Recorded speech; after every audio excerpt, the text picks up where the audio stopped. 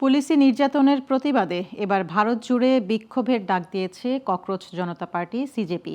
তারা জানিয়েছে তাদের এই আন্দোলন শান্তিপূর্ণভাবে চলবে এবং দিল্লির যন্তর মন্তরেও বিক্ষোভ অব্যাহত থাকবে।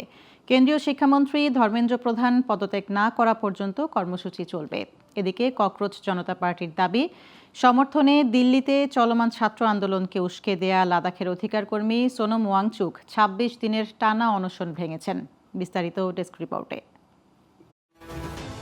ভারতের সংসদ ভবনের গেটে শুক্রবার আবারও বিক্ষোভ শুরু করেছে আন্দোলনকারীরা। নিট প্রশ্নপত্র ফাঁসের অভিযোগকে কেন্দ্র করে সংসদের ভেতরেও অচল অবস্থা তৈরি হয়েছে। বিরোধীরা এই ঘটনায় শিক্ষামন্ত্রী ধর্মেন্দ্র প্রধানের পদত্যাগ দাবি করছে। চলমান বিক্ষোভের কারণে মধ্য দিল্লির ১৭টি মেট্রো স্টেশন শুক্রবার বন্ধ করে দেয় কর্তৃপক্ষ। এর আগে দিল্লি মেট্রো রেল কর্পোরেশনের বুধবার থেকে ১৬টি মেট্রো স্টেশন বন্ধ রেখেছিল। বৃহস্পতিবার সন্ধ্যায় ঝান্ডেওয়ালান মেট্রো স্টেশনও বন্ধের ঘোষণা দেয়া হয়।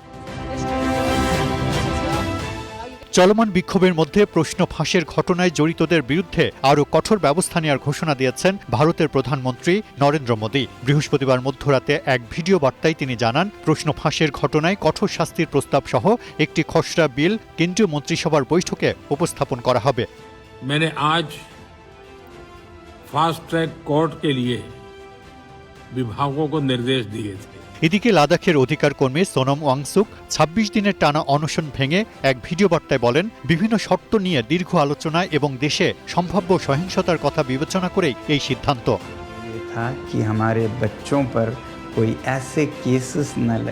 ওয়াংচুকের এই সিদ্ধান্তের প্রতিক্রিয়া দিয়েছেন সিজেপির প্রতিষ্ঠাতা অভিজিৎ দীপ। তিনি বলেন, অনশন ভাঙায় তারা স্বস্তি পেয়েছেন, তবে শিক্ষামন্ত্রী ধর্মেন্দ্র প্রধান পদত্যাগ না করা পর্যন্ত কর্মসূচি অব্যাহত থাকবে। Global television news desk.